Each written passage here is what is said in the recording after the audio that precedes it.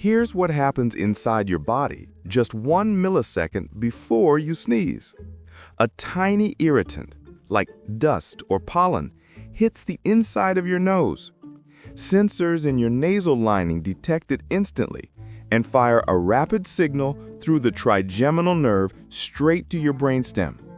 Your brain activates the sneeze reflex. Your diaphragm tightens, your chest contracts, and pressure begins to rise fast. Your vocal cords open, your throat widens, and your lungs compress like a spring. Air pressure spikes in your nose, and in that final millisecond, your body unleashes the full sneeze in one explosive release.